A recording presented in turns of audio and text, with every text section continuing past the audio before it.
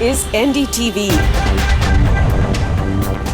And you're watching NDTV Prime in association with Micromax.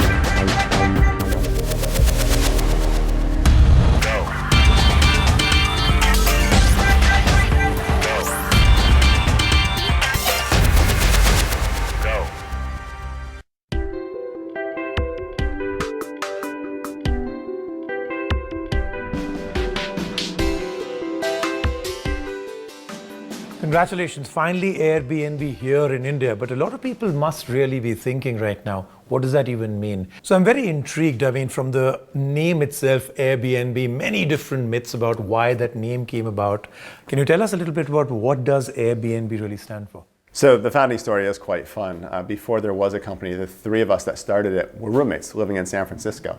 In October of 2007, the rent on our apartment was raised 25%. I said, that's too expensive, I'm moving out. But the two other guys, they wanted to stay, but they had just quit their jobs to become entrepreneurs, also known as unemployed. So they didn't have enough money either, but they're both designers, and they saw that an international design conference was coming to San Francisco, and they saw all the hotels were sold out. So they got an idea, why don't they rent out that extra bedroom to designers who might need a place to stay? Now this bedroom was vacant, there was no bed, but Joe set up an air bed, and instead of calling it a bed and breakfast, he called it an air bed and breakfast.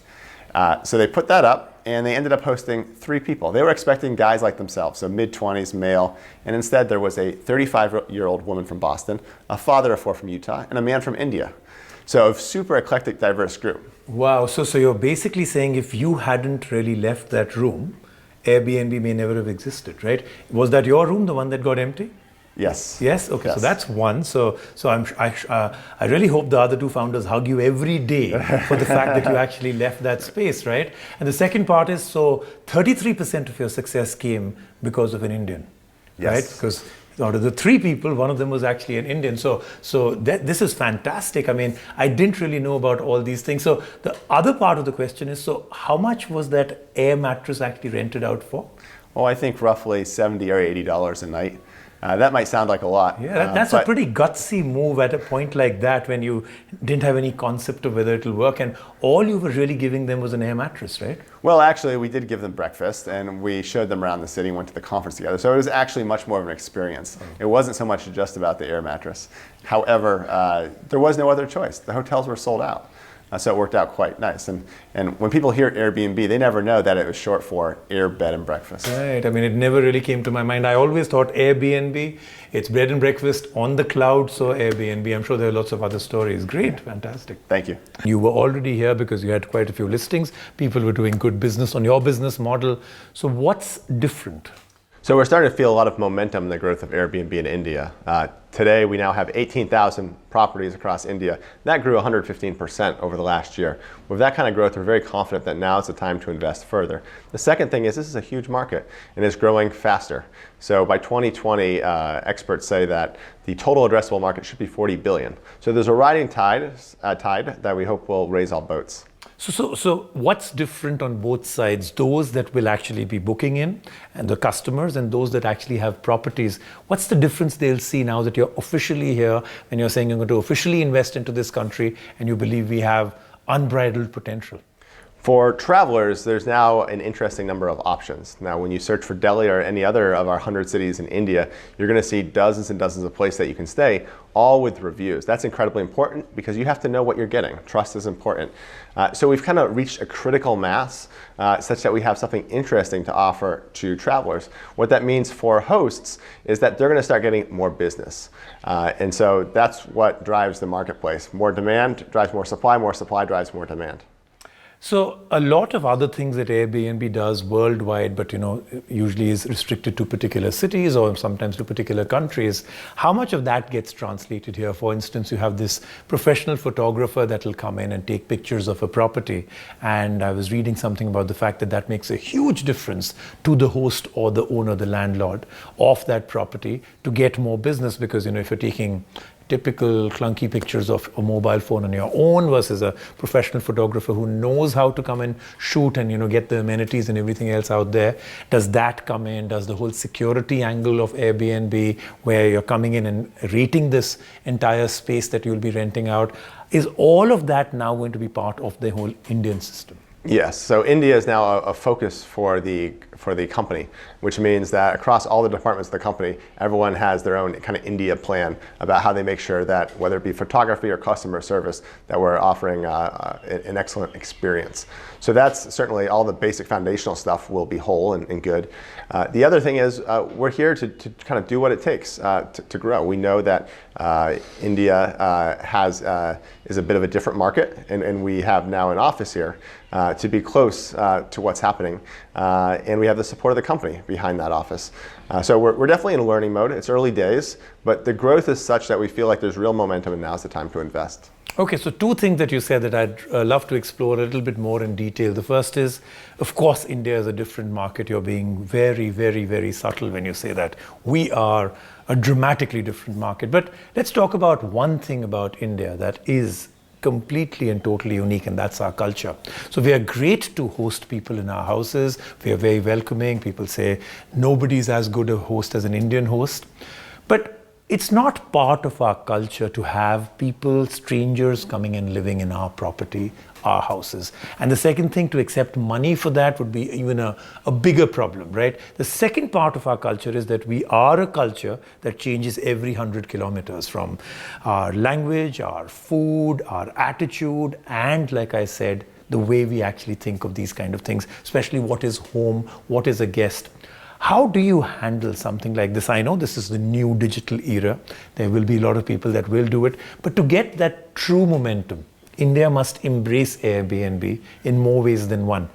Do you have solutions for that? So the fact that the culture is so rich and that there's such diversity in what you can experience just even 100 kilometers away, I think that's part of the appeal for Airbnb travelers. Airbnb travelers, they don't want to be tourists. They want to really connect with the locals. They want to live like a local. So I think that's actually working in our favor. It's why we're so excited to make sure that India is accessible to our 80 million guests around the world. Now, you bring up a point about trust and how this is kind of an unusual activity and how it requires a lot of trust. You know, I've heard that before. When we started this company back in 2008 in the US, all of our investors said, well, how can you trust a stranger? So that, this is a common question. We were able to overcome it in the US, and then we expanded into Europe. And the same question came up. They said, okay, maybe people trust each other in the US, but not here in Spain. Well, it turns out we were able to overcome that. Same in China, and now same in India. So this is a common perception, and it's true. Trust is something you have to earn. You can't flip a switch and have it. But the way most people come to trust Airbnb is that they hear through a friend or family member about their trip experience and learn how it works. And it's through that we build the trust. It's very much word of mouth. We can't go out there and simply do a big marketing campaign and expect all these people to sign up. If we say it, it's going to come with a grain of salt. People aren't necessarily going to buy into it in the same way that if they hear about it from a family member, they'll have more trust. Okay. And now that you have an India office, when you're setting up that India office, you have people here from India. If I was to ask you your top 1 or 2 challenges which are unique to India, what would those be? Well, I think we talked about trust and quality. I think that's a global situation, right? That's just how human beings are. What's unique to India, which your office here is already kind of earmarked and saying that, okay, this is something we've got to take care of? Well, I think another thing you'll notice that's a little bit different is the assortment of types of properties we have here. You have individuals like Nalan, and we're in his living room right now. He's renting out the home in which he lives. But then we have other hosts who have a heritage hotel. And we have homestays and all kinds of things. I think our requirement is the fact that every listing needs to be different, unique, have character. That's a core part of the Airbnb brand. And we see in India this really rich ecosystem of existing players, but also those who are now doing this for the first time because the Airbnb platform makes it so easy to do so. Great. So I think in India, I think that's the one part we'll easily take care of. A lot of diverse properties and people for sure. The culture is very entrepreneurial here. And yes, the other part of it is also automatic. Like I said, every time you move a little bit, you'll get something dramatically different. The part that I'm very intrigued by is you're coming into India fairly late in your Airbnb ecosystem. I would have thought India would have been right there in your priority list, maybe even a year and a half or 2 back. But you're coming in now. You think you're coming in a little late because there are others that have replicated your business model and have an Indian flavor to it, which may have a little bit more trust factor because it's for Indians and run by Indians, and therefore you're getting in people. Haven't you given the competition too much time to breathe and grow already? Well, the competition that exists, what they offer is a little bit different. For the most part, it's not people opening up their homes for the first time. So it is a bit of a different experience. The other thing is our unique strength, one of them at least, is our giant network. We're in 191 countries, and we have 2 million homes in those different countries. And when you are traveling, you want selection, right? You want a lot of choices, especially because every single property is different. So you need to see a lot of things before you think you find the perfect one. So that really works to our advantage. It's the reason why in other countries, where we also have maybe gotten started a little bit later, we've still been successful. Airbnb is the leader for home sharing in every single country of the world, including China. China was a country we focused on 2 years ago, and we've seen remarkable growth. A country where Western companies are not known to succeed. And yet last year, China was our fastest growing country for travelers. We saw a growth of 700%, which is fast even by our own standards. Okay, 700% in China. That's right. I think we'll do better here in India. I hope so.